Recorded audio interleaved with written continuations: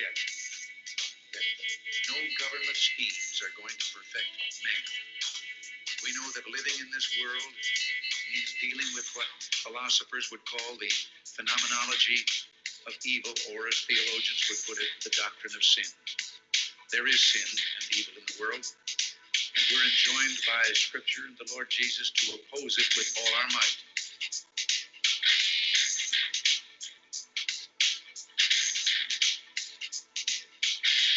Coming to you live from the corner of Fauci and Burke on Constitution on Fire Avenue, it's the America Held Hostage Podcast.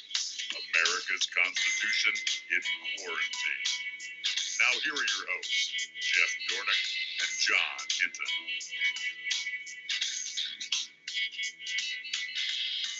Hello, everyone. Welcome to the newest edition of the America Held Hostage Podcast. Sitting in for Jeff Dornick is our newest contributor, Joshua Jacob Knight, otherwise known as JJ Knight. If you hear me go back and forth with the names, you'll understand. We'll get to him in just a moment, our newest contributor to the podcast. Just wanted to remind you can follow me at @JHinton_ on Twitter for all of the latest news that is being either missed by the mainstream media, but is still being reported by the mainstream media. It's just not being found on television. Or you can also email us with your questions and comments about the podcast at americaheldhostagepodcast@gmail.com. So, JJ, welcome into the program. You're the newest contributor to the podcast. You'll be here on either a weekly or a bi-weekly basis. So tell us a little bit about yourself. Hey, John, it's good to be here. I actually work in IT in the healthcare industry here in Illinois for a nonprofit, primarily working with disabled people. I mean, cradle to the grave. I'm also an aspiring author, a Christian like you, and we've known each other for what, 11 years, 12 years now? 12 years. All right. And you are an aspiring political commentator as well. So away we go. First story today, coming to us from Clay Travis. He linked to a story from the San Jose Mercury News, tweeting, "This is real bravery. 3,300 young people from around the globe, including several Stanford graduates, have volunteered to be exposed to the novel coronavirus to help accelerate vaccine trials." San Jose Mercury News shared this story yesterday, saying that over 3,300 people from 52 nations, including 2 Stanford graduates, have signed up to be vaccinated and deliberately exposed to the new coronavirus in a campaign organized by the group One Day Sooner. The effort was launched by Josh Morrison of Brooklyn, New York, a Harvard-educated attorney who founded Waitlist Zero, a nonprofit organization that helps to ease kidney donation. So traditionally, vaccines have proven effective in hundreds or thousands of individuals who randomly receive a vaccine or a placebo, but that process takes a long time. They're hoping to help speed up that process by having young people sign up for these vaccine trials. That's a bit of good news, JJ. Your thoughts on that?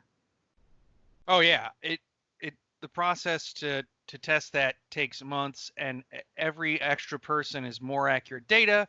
Can speed up if we save one day, how many lives? It's hundreds a day right now are getting infected and dying, thousands and dying. So yeah, you shorten things by one day, you've saved thousands of lives. Amen. Next story. This comes to us from our friend Alex Berenson on Twitter. We've cited him a lot. Former New York Times reporter. He is now a person that has been breaking a lot of news, exposing corruption when it comes to faulty data modeling and things that have happened in governmental circles, things that make you go, Well, this was the latest yesterday. The World Health Organization tweeted out, and they've now deleted this tweet, JJ. They tweeted out yesterday, and I saw this happen, and now I can't go back, but they have, to their credit, the World Health Organization, who has been lying about this the entire time, Remember, they said back January 14th that coronavirus could not be spread person to person. That was a lie. They waited 40 days to announce it was a pandemic after Trump closed the border, and that's because their leadership is being funded by the Chinese Communist Party. But I digress. They tweeted out in a now deleted tweet, there is currently no evidence that people who have recovered from COVID-19 have antibodies and are protected from a second infection. Alex Berenson said, wow. Earlier today, the World Health Organization, yes, the WHO, tweeted a piece of panic porn claiming antibodies didn't, or at least had not been proven to confer protection against coronavirus. This is an organization that governments worldwide are allowing to lead the response to coronavirus, and it just more or less admitted that it made up the bizarre idea of SARS-2 coronavirus is so different from other viruses that the standard human immune response might be meaningless. Now, I wanted to add to this because then later on in the day, the World Health Organization said, to avoid any further confusion, we're taking down a previous thread that talked about antibodies might not work against a second strain of coronavirus. But also, we wanted to delete what we talked about when it came to immunity passports. But you can see our screen captures here. This is the series of tweets that the World Health Organization has deleted. One, they said there's currently no evidence that people who have recovered from COVID-19 and have antibodies are protected from a second infection. The development of immunity to a pathogen through natural infection is a multi-step process that takes place over 1 to 2 weeks. This process is often measured by the presence of antibodies in the blood. The World Health Organization continues to review evidence on antibody responses to the coronavirus infection. Most of these studies show that people who have recovered from the infection have antibodies to the virus. However, some of these people have very low levels of antibodies in the blood. The World Health Organization is working with researchers across the globe to better understand the human body's response to infection from COVID-19 and if an antibody response provides protection from subsequent infections, and if so, for how long. They then continued and said that they were talking about immunity passports. Now, we can't find that tweet anymore, but I remember seeing it as well, where they were saying that people would not be allowed to go back to work unless they had papers, please, documentation that proved they were now immune to the virus thanks to antibodies or to vaccines. Alex Berenson exposed all of this. It caused the World Health Organization to have to delete the series of tweets. JJ, I want your thoughts on this, because I think from this corrupt organization who has been taken over by the Chinese Communist Party and the United Nations, which has been run amok for decades and is just paganism on display, wickedness in the high places. I think that this is just another day ending in Y, that they have lied to people out of panic porn and fear. I would agree with you. Here's the real sad thing. What they said about the antibodies is true. Just having them in your blood doesn't necessarily mean you're going to be immune. Are they leaving? Are they going? We don't have enough information on that. But here's the real sad thing. Because they've lied to us, and I don't know if you remember that they had that call with the Taiwanese reporter, and they were talking about how Taiwan had given China and the WHO all this information, and the guy avoided the question and then hung up on the Taiwan. And refused to acknowledge the existence of Taiwan as a country, just wanted to refer to it as China. Yep.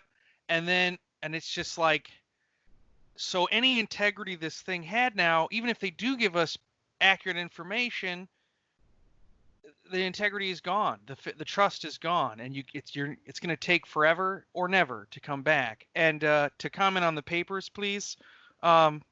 Yeah, no, that's not how this works. No bueno. No bueno indeed, even though we should be saying no bueno, fat guano, but I digress. TMZ TMZ reported this is a case of humor, and we'll close with another funny story after this. But we need some levity and some brevity in the middle of this. Day 40 of America under house arrest, quarantine, the Constitution in an American internment camp. It's day 40 here in America held hostage. Yikes. Anyway, TMZ reported that a driver crashes his car after passing out while wearing an N95 mask. And this is in my own backyard of New Jersey. TMZ said, don't wear an N95 mask and drive alone. That's the message New Jersey police are sending after a driver passed out while wearing COVID-19 protection and crashed. Here's the deal. A New Jersey motorist crashed head-on into a pole Thursday, and cops say the driver passed out behind the wheel while wearing an N95 mask after several hours on the road. Police say the N95 mask could have caused the driver to experience, quote, insufficient oxygen intake and excessive carbon dioxide intake, unquote. But they say they don't know the exact cause of the crash with 100% certainty. While cops say that Jersey residents should keep following Governor Phil Murphy's guidelines for covering faces in public, and they don't want to cause a panic or suggest that the N95 mask is unsafe. Police say wearing an N95 mask while driving solo is also unnecessary. Water is wet, the sky is blue, more at 11. In related news, don't be a moron, JJ. I can't believe this. Now, the driver's injuries are non-threatening, but I also saw a tweet today from Steve Deace saying that last week his neighbor was mowing his lawn in Iowa wearing an N95 mask in what Steve Deace called one of the most pitiful displays of masculinity he's ever seen in his life. And he told his neighbor that his man card should be revoked on the spot, to which I say absolutely. A week later, the man was mowing his lawn again with no face mask. You don't need it when the DHS has already told you when you're inside a climate-controlled environment, the virus stays alive for 90 minutes. When you're outside, you now know there's less cause and less opportunity for it to spread and for you to contract it, and it dies in direct sunlight in 90 seconds. We continue to double down on the dumbassery, and this is yet just another pitiful example of the fear porn run amok in America. JJ, what are your thoughts? Oh yeah, look. You know what? You covered it. An N95 mask is meant to be in a very tight, enclosed environment. Obviously, it reduces the flow of oxygen in, and it reduces the flow of carbon dioxide out. And that guy was driving for hours, or another guy was exerting himself physically. If you're not in a surgery or an ICU, or again, a contained environment, don't wear those. If you want to wear a mask, just wear a simple cloth one like I do when I go out because, and I do wear a mask. Well, that's a tangent, but yeah, an N95 will literally turn from helping you to killing you if you wear it and use it wrong. And when you're outside by yourself or in a car or anywhere by yourself, there's no one to protect. Don't wear a mask. It's okay. It's only, we're doing this out of an overabundance of caution, out of fear and panic, and government officials are now having to tell you, you don't need to wear a mask when you are alone. I'm waiting for the government PSA and telling me when and where and how to wipe my bottom. Well, when it comes to acting like jackasses, we are finding out there are a lot of donkeys that are around us in the culture as we just continue to double down on the dumb. It's hard to convey the fact In other places in the country, you may not be seeing this, but in our neck of the woods, I know that JJ can speak to this. I know that I can speak to this. In our neck of the woods, we are close to two metropolitan areas. Obviously, Illinois, close to Chicago. I'm close to Philadelphia in a South New Jersey suburb, but we're just down the road, 70 miles on the Jersey Turnpike from the Newark, New Jersey, and New York City areas. Everyone here has to walk into an essential business being 6 feet socially distanced. It takes 30 minutes in a line to get through the stores because now they have limited the capacity of people that can go into those climate controlled structures. You also have to wear a face covering or a mask, and you have to wear gloves just to go get groceries. And then when you go get groceries, it's like walking through 1984 East Germany. You're seeing that we are rationing not just paper towels, toilet paper, cleaning supplies. You're finding out that we're rationing meat, bread, eggs, milk. This will relate to a story we will get to later. There are coming food shortages. I just saw a story from Fox News earlier this morning with my wife as we are hearing from experts in industry, in the food industry, and also from the Secretary of Agriculture, Sonny Perdue, that there are coming food shortages, especially meat shortages, in the next 6 to 8 weeks because plants are having to be shut down to have a thorough cleaning because of coronavirus outbreaks in these places. But I digress. We are freaking out over this, and you don't need to wear a mask when you're driving. You need to wear a mask out of an abundance of caution when you're in public places, but even then, you need to wear it in a place where we're in the epicenter, a Chicago, a New Jersey. You don't need to wear it in Iowa. And if you're doing so, and you're doing so by yourself, I really have to question your judgment, JJ. Oh yeah, I mean, the people like to talk down about people wearing masks now with some virtue signaling and whatever. Some of that's true, but if you want to wear a mask when you're going into a public place, especially into a healthcare facility or where there's elderly or whatever, that's one thing. But mowing your lawn, whatever, the fear is so palpable. It's madness. But we've talked about that. It's an age of madness. Yeah, it's an age of madness. Let's move on. Yeah, let's move on indeed. So we also had breaking news last night as we did our test run for this newest edition of the podcast. But we wanted to allude to this breaking news that came out from Japanese media officials and South Korea media last night.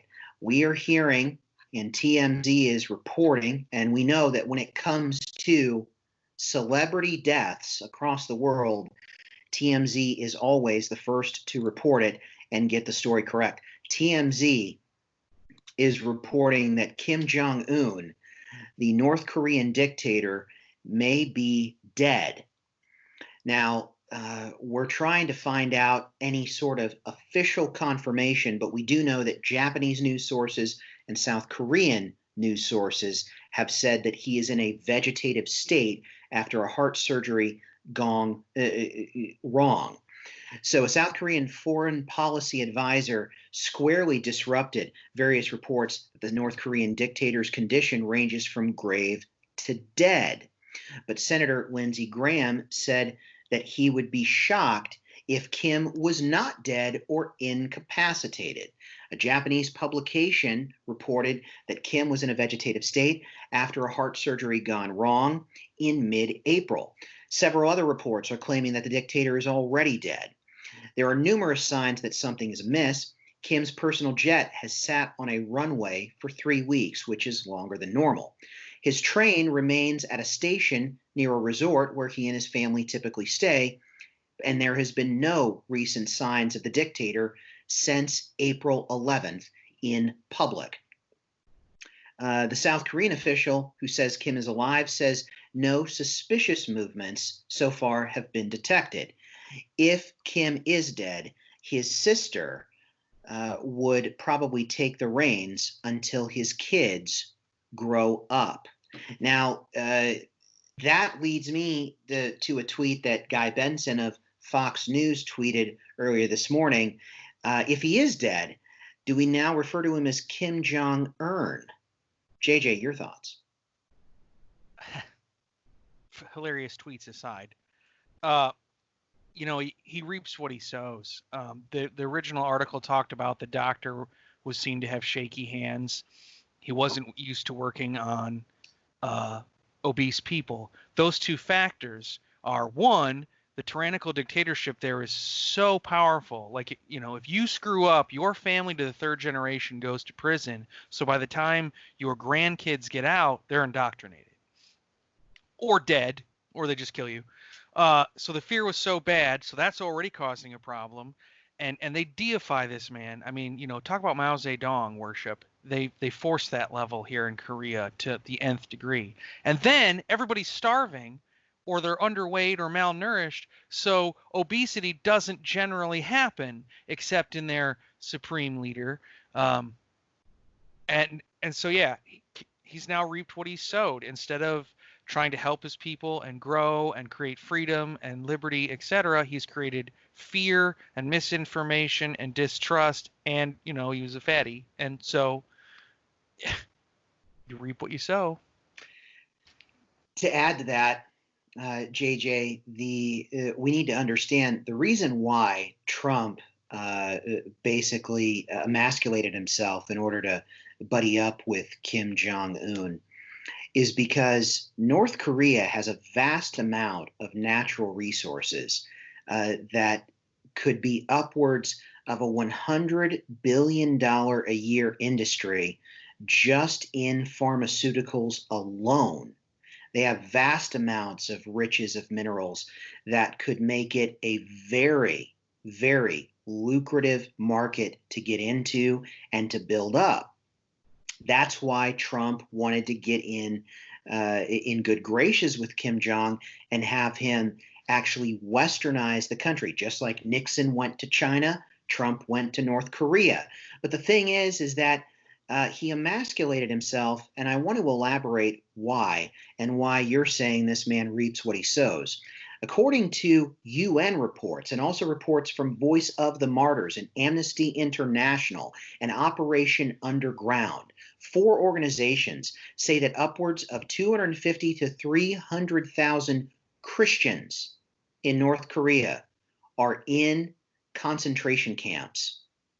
Except for the capital city of Pyongyang, which looks like you've went back into a 1950s dystopia utopia. The rest of the country is severely malnourished, lives in utter poverty, has no running water, has no electricity, and struggles to not only feed itself, but struggles for survival. And that's why there are literally hundreds each day that try to cross the border from North Korea into China. But China has now, ironically, built a wall that is manned by the Chinese Communist Party army to keep people from defecting. So it is just something bad gone to worse. Obviously, you don't wish ill on your enemies scripturally, but if this did happen, sadly, do not be deceived. God will not be mocked. A man will always reap what he sows. There were reports that he's killed his own family members who tried to usurp his power or were a threat to his supreme leadership. Well, evidently, like I said, it's karma. And sadly, we'll see if this report comes out and is confirmed. But there has been a lot of scuttlebutt on this story going back to even last week, where CNN was confirming it, and then they had to pull down the tweet from Caitlin Collins and others. And now more has leaked out just last night. We will keep you updated on this story as it develops on the America Held Hostage podcast. But moving on. Today, we find out that according to Glenn Beck's TheBlaze.com, a Dallas salon owner reopens and refuses to close despite government threats. Quote, "If you cannot afford to pay us and feed our families, then you have to let us work," she told law enforcement officials. The owner of a Dallas salon reopened her doors Friday in violation of Texas's ongoing coronavirus shutdown. And despite a citation from the city, a cease and desist letter, and a visit from law enforcement, she plans to keep her business open. Shelley Luther owns Salon a la Mode, where 19 stylists work. She announced earlier this week that she would be reopening and not continuing the shutdown after being forced to shut down a month ago, despite government dictates and threats. Luther explained to Inside Edition, "I'm behind on my mortgage. I know a lot of my stylists haven't paid their mortgages. It's either come in and make money to be able to feed your family, or stay home and freak out and go broke." The outlet reported that since the news broke that she's defying the order, Luther has said her phone has been ringing off the hook with people who want their hair done. KXAS-TV in Dallas reported that after the salon reopened, clients, supporters, and protesters all showed up on the site throughout the day. Eventually, Dallas police and even the Dallas Fire Department responded. By the afternoon, the city had issued her a citation, and Dallas County Judge Clay Jenkins' office sent a cease and desist letter, to which I say, judges don't make law. Judges interpret the law and give an opinion. This is an unconstitutional edict that through a blanket stay-at-home order and shut down non-essential businesses from a judge. It's worse enough when you get it from an elected official as a governor when they do it unconstitutionally, JJ. But when a judge basically his own one-person constitutional convention as an oligarch says that you can't work, that his job is essential, but yours isn't, that's when you start grabbing the torches and the pitchforks, and the peasants are storming the Bastilles, or they're warning the redcoats are coming.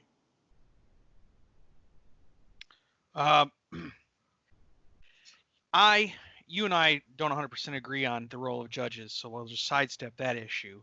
But when you're being told you can't work, or when you're non-essential, and think about that phrase, you're not essential. What does that tell you?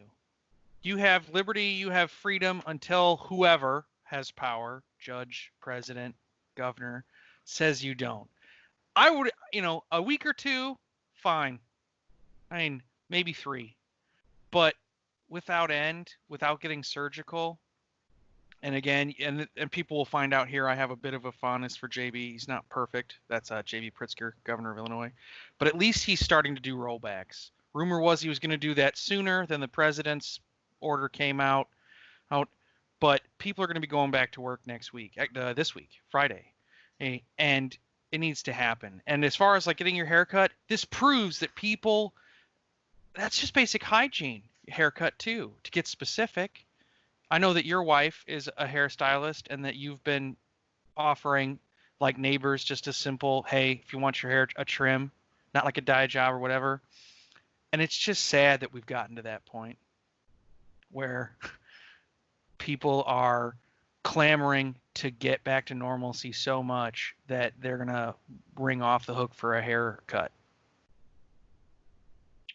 Elaborate that you mean that things have gone so off the hook or have gone off the rails so much in our society that now we're clamoring just for a sense of normalcy, that the phone calls are inundating this salon that's defying the orders. I think that makes common sense because people want to get back to their way of life. Right. They want to get back to some sense of normal, and you know, the healthcare industry is one thing. We're going to be in this until the Lord knows when. But and in the hot spots like where you're at, and that's unfortunate. But for what, 85, 90% of the country, they could get back. They're never going to get back. There's no old normal. That's dead. But they can get back to a new normal. Get 80 or 90% of it back, and phase it in rather quickly. 2-3 weeks, we could be back to something. But people want to get back, and they're not being told to. And hopefully we get to Michigan's tyrant later. You know, that state's going to fall apart. And you know, to that I say, more cowbell, in your words. We will get to that story probably in the next podcast about Michigan Governor Gretchen Whitmer just going pure political Jezebel over the weekend. We'll bring you that clip in a future podcast. But CNBC also reported this morning with live updates, U.S. cases of coronavirus top 900,000. Now, that sounds like a vast number. We now lead the world in the number of cases. But the more you test, the more you find out how widespread it was. And we're now finding out that over 95% of people have had this, and they're either asymptomatic or they have very mild symptoms. Well, according to this same story, Dr. Birx from the Coronavirus Task Force says that social distancing measures may have to stay through the summer. And I just think that is absolutely ridiculous in certain places, like in rural Illinois, rural Iowa. You don't need these measures. You can get back to your way of life. You can get back to work. And we need Americans, as many as possible, to get back to work. I agree.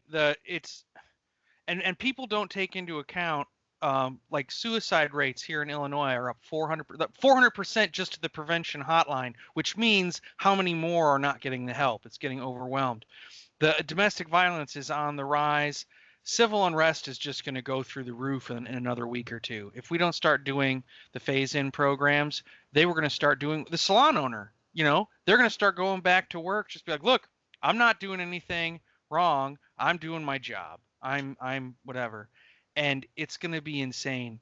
I know that, again, like you said, in certain areas, like where you're close to where you're at, New York, Chicago, I'm in the healthcare industry. That's one thing. But come on.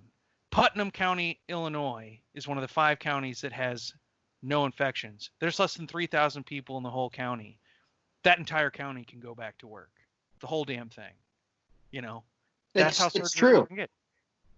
It's true. And now what I'm seeing here, and I'm going to go through some bullet points that I'm seeing in real time being posted on CNBC.com. This is a quick recap of what we're seeing today. So no commentary. I just want to give some quick hits on what's happening today. 3:19 p.m. Public companies took far more small business loans than first thought. We're seeing companies that like Ashford Hospitality Trust took out $76 million. These are publicly traded companies. Well, that I thought that these loans were for small businesses, not publicly traded firms. That is troubling. British Prime Minister Boris Johnson at 2:55 p.m. Eastern Time. He's back at 10 Downing Street after his coronavirus recovery. We're finding out that at 1:30 p.m., Governor Andrew Cuomo said that New York City will eventually reopen in phases once the CDC says that state and regional hospitalization rates have declined for 14 days.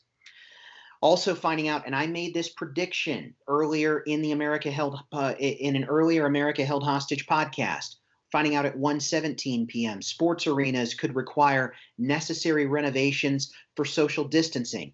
You're going to see moving forward that because people will not be able to afford to go back to sporting events, or social distancing will be required moving forward. You're going to see renovations of stadiums. You're going to see renovations of arenas, and you're going to see those stadiums and arenas probably half to 2/3 full this fall into next spring because of those reasons.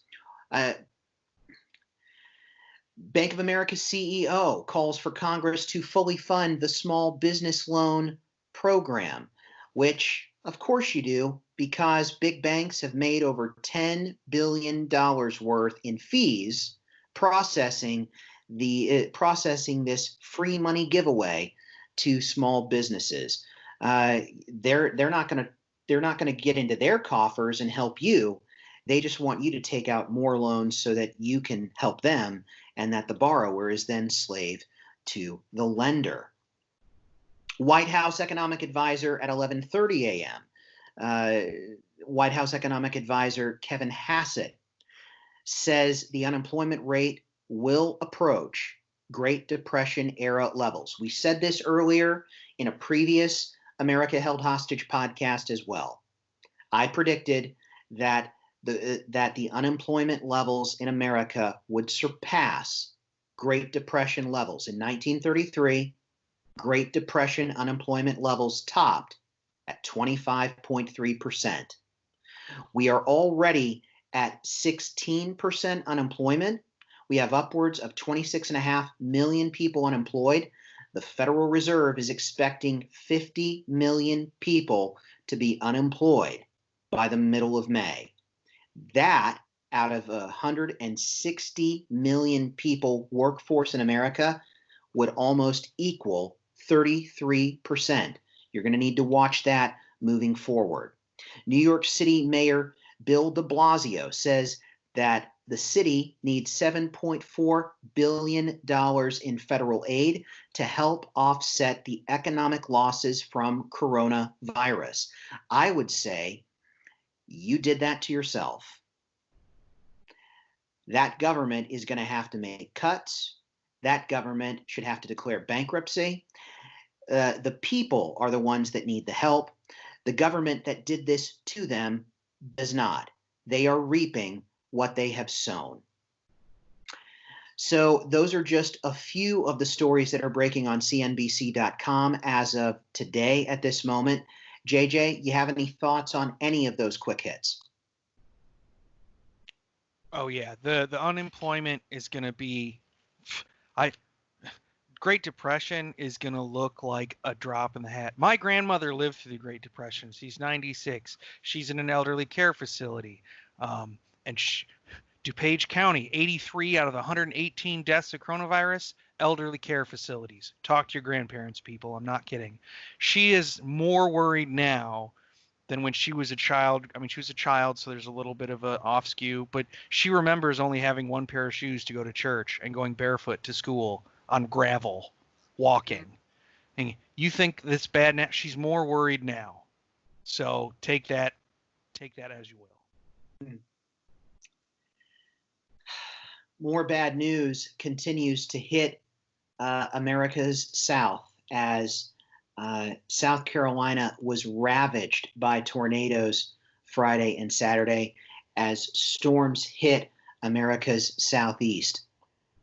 According to Fox News, survivors are beginning to recover from a series of deadly tornadoes that ripped across the South, including South Carolina. The National Weather Service office in Greenville, Spartanburg, South Carolina, reports more than 30 people were killed in a 2-day period over this past weekend as severe storms tore across the South, leaving more than 1 million homes without power and damaging numerous others. 9 people were killed by tornadoes that struck the state of South Carolina itself. That same National Weather Service office also says that a large significant E F3 tornado with maximum winds of 160 miles per hour tore through the town of Seneca, located just outside of Clemson, in the early hours earlier this month. This is just absolutely disheartening. It is. We're seeing earthquakes in Utah. We're seeing droughts in California. We're seeing farmers in Georgia have to till up their eggplant crops. We're seeing dairy farmers in upstate Wisconsin and upstate New York, and also egg farmers in Iowa, and pork producers and cattle and livestock producers now getting reports from my own home county of Wright County, Iowa, that they are having to euthanize their livestock because there's no place for the food to be processed and go. And now we're seeing acts of God, and it's not like we're not going through a biblical act of God already, but now acts of God, tornadoes and storms ravaging the South. This is almost on biblical proportions, JJ, and it's just adding bad to worse when you've already shut down an economy, you've put people on house arrest, and now a tornado destroys whatever was left of their sanity. And in most states, you can't even go to church. So, you don't need any hope. Just shut up and you'll be fine.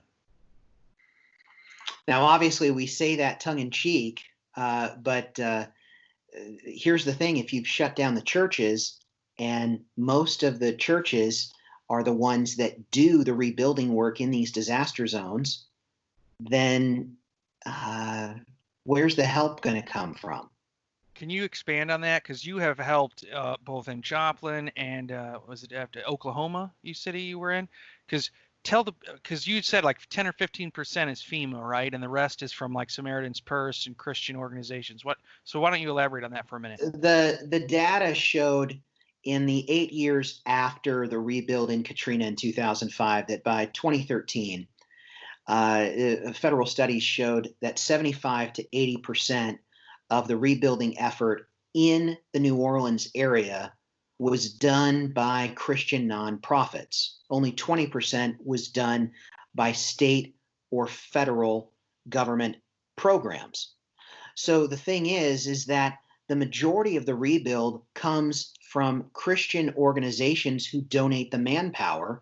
Insurances give the money to the people who are insured. They then purchase the materials, and then through a series of public-private partnerships, so saying construction laborers need more volunteers to help them build, then places like Convoy of Hope, Samaritan's Purse come in, and they then begin to help build jobs alongside construction organizations that are already in the area, or they bring in teams like I saw in Joplin. Samaritan's Purse built over 100 homes themselves in the Joplin area over a 2-year period of time, and they did that by donating some of the material, but also most of the workforce. And it's just done as 2 to 4 week ministry teams, short-term missions.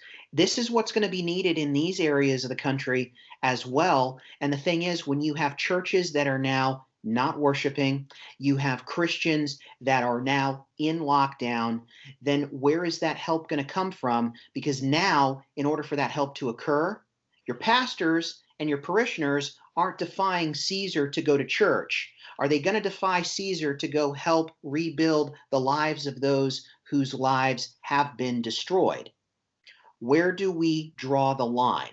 And I would say the line has already been drawn. It's just whether or not you're willing to sack up, scrote up, man up, and do what needs to be done, because your way of life is threatened, and now you are being called to help those who are in need. So are you going to cry, Kaiser Kyrios, Caesar is Lord, or are you going to cry, Christos Kyrios, Christ is Lord? The decision is yours. I was just going to mention Polycarp, and to add to that, the thing to remember is I lived in Cedar Falls during the floods of '08, and FEMA came out, and there was a lot of stuff there. FEMA asked for a lot of that money and assistance back. And I'm going to make this prediction now here on the podcast. Those forgivable loans are not going to be 100% forgivable. Just watch. Sadly, I think you're correct. I think that you're going to find out that a lot of organizations that took these loans, they're not going to be 75% could be forgiven. The loans could be forgiven if 75% of the loans were used to keep people on the payroll. But now we're finding out people don't want to come back on the payroll because they're making more on unemployment with the $600 federal bonus than they would being on the federal doles. So what does that mean? If you can't keep 75% of your people on the payroll, then those do not become forgivable loans. You're going to have to pay it back. And that's going to cause a lot of businesses to go belly up because they can't afford to pay back these loans. Either Congress is going to have to fix this problem by making them into grants immediately, or we're going to see that they just robbed Peter to pay Paul, and either way, you got screwed. Totally agree. We'll get to another story here. This morning, Pastor Tony Spell from our buddies at Discern News, they reported that Pastor Tony Spell in Baton Rouge, Louisiana, was placed on house arrest and fitted with an ankle monitor. The flamboyant Pentecostal pastor has repeatedly refused to comply with state orders banning group gatherings and was placed on house arrest Friday after refusing to tell a judge that he would stop holding church services amid lockdown orders in Louisiana. When the judge asked Spell if he would comply with state orders prohibiting any gatherings with more than 10 people, the pastor refused to reply except by quoting a Bible verse from 1 Peter 3:14, saying, "But even if you should suffer for righteousness' sake, you will nor be troubled." Spell then shared a video on YouTube of the ankle monitor being placed on his leg on Friday to enforce the order. We now have news from TMZ that they reported this morning that that pastor defied the order and he held church service with the ankle monitor on. Now, on one sense, I agree with this pastor that he's drawing a line in the sand. And he's saying, no, I will not comply. What he's doing is biblical. If you look back at what Peter and John did when they were thrown in jail in Acts for preaching the gospel, they were jailed overnight. Then they were released, told not to preach the gospel. They went back to the town square and they continued to preach the gospel. The thing is, though, is what's sad is that it's taking a prosperity gospel heretical hack of a pastor who holds to some questionable theology and teachings to be flamboyant enough to defy this. I thought that there were a lot more pastors that would stand up and say, no, I worship Jesus. We're still going to have church. We're going to take the proper precautions like my buddy Sam Jones has at his church, like Pastor Kerry Gordon has at his church, and we're going to still keep people socially distanced, people that are immunocompromised, people that are above the age of 60, stay home, watch, but we're still going to have services. But those pastors aren't even doing that. We're just hunkered down.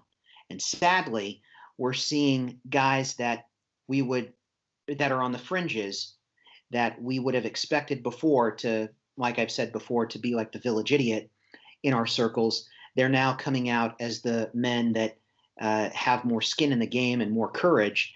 And that should be awfully upsetting to what we are seeing being exposed in the Western church in particular, and in America in general. Oh, yeah. I think it was Charles Swindoll a few years ago, like 2 years ago, who said he had to stop counting how many good leaders have fallen away or how many bad leaders there were, and just count how many good leaders are left. And he said, sadly, I can do it on two hands, and probably now he could do it on one.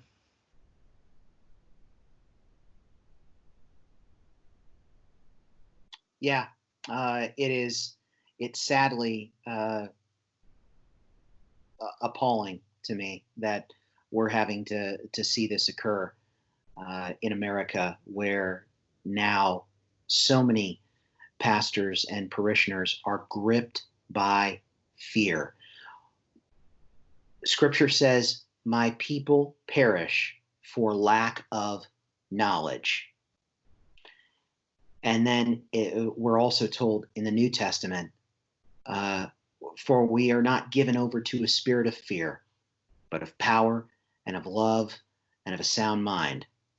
We're told that Satan comes to kill, steal, and destroy. But Christ says that I have come to give you life, that you may have it to the full. We're not living in that abundant life. We're not living according to the power that comes from on high. I've said it before and I'll say it again. It's a great quote. Ronald Reagan said, "Evil is powerless when the good are unafraid." Steve Dace added to that and said, "Evil seems very powerful because the good are running scared."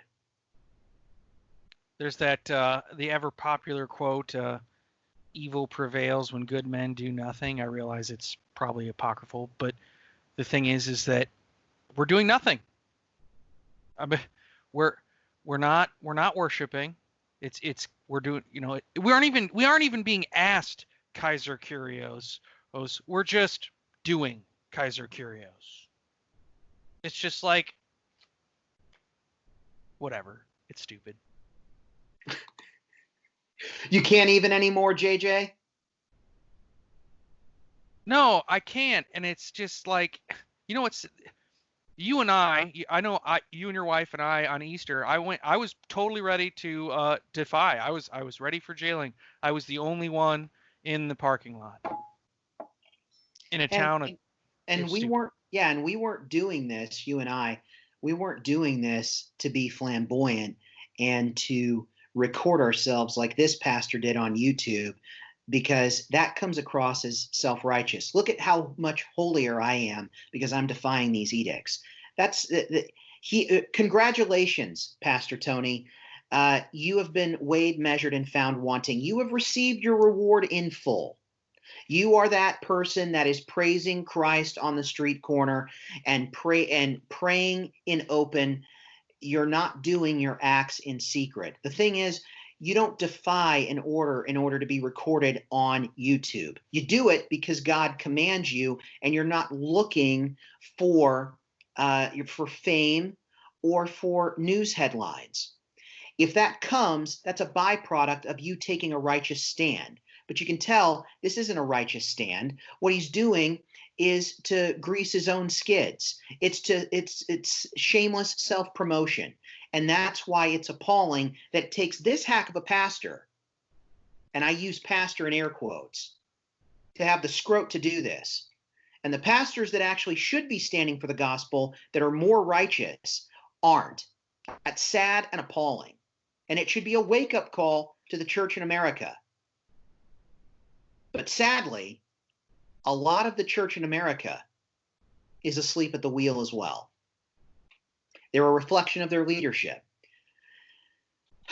And in a story that reflects that, new research from the Barna Study Group, according to our friends at Discern News, Americans are increasingly redefining and rejecting a biblical view of God, according to new research from the Barna Study Group.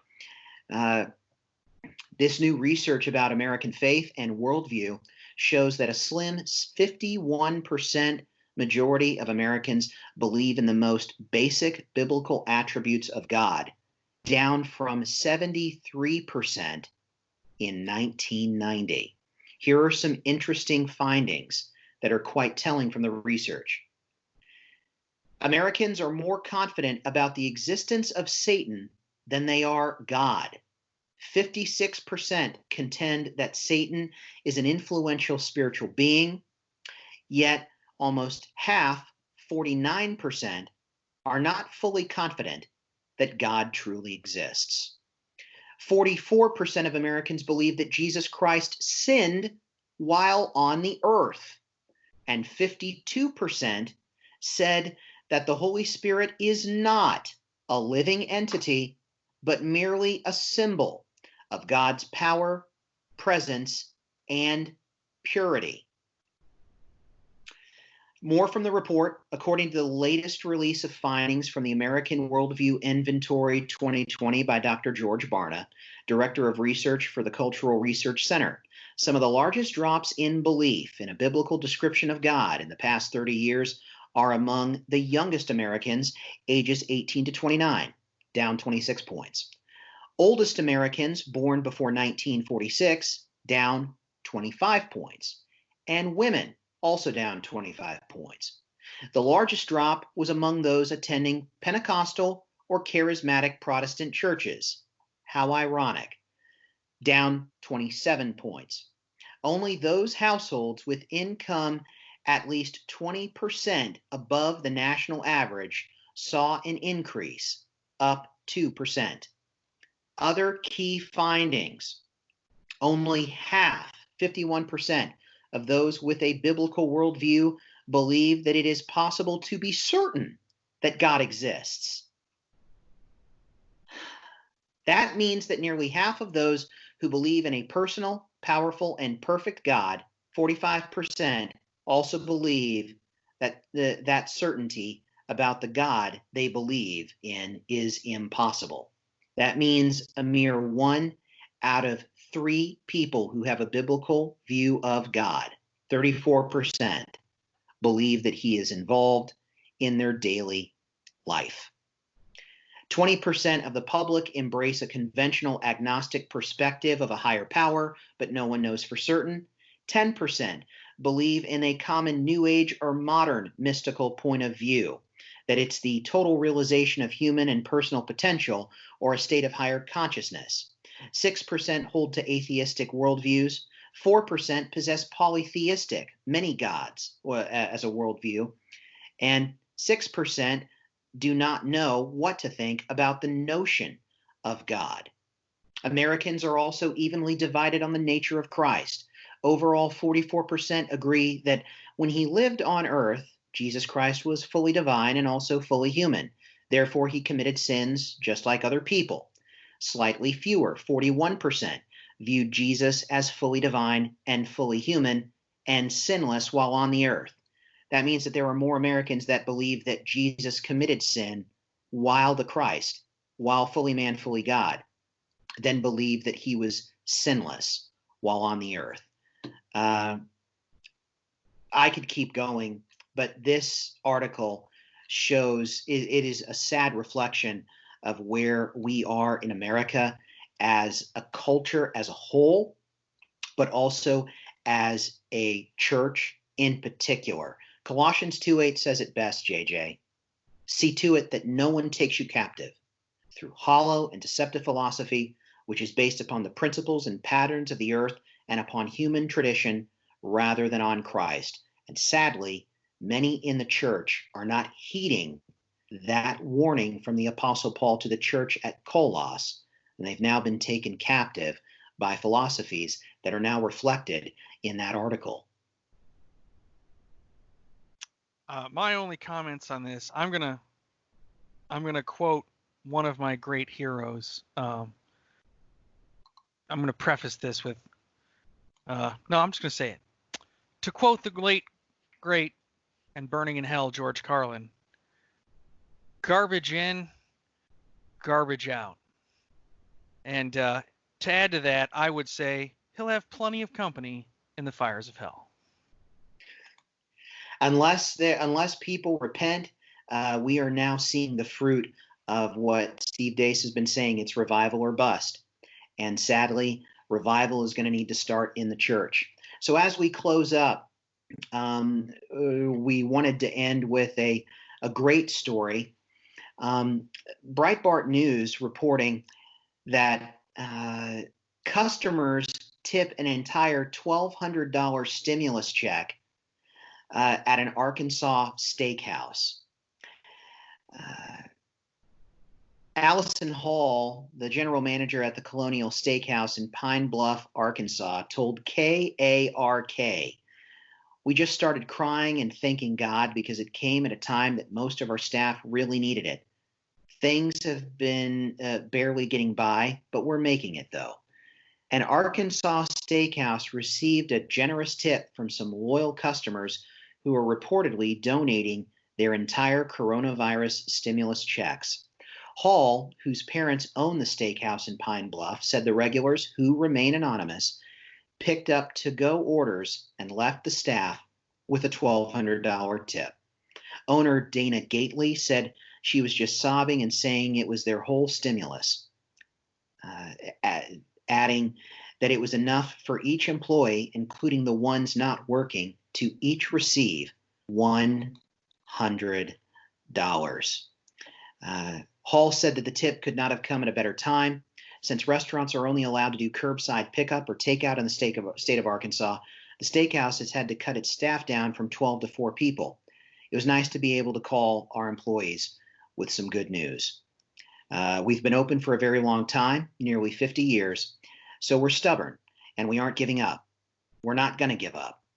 On top of that, the restaurant says they can only afford to stay open 3 days a week, but that Hall says the staff is doing all it can for the steakhouse's doors to stay open. Some positive news to close on, JJ.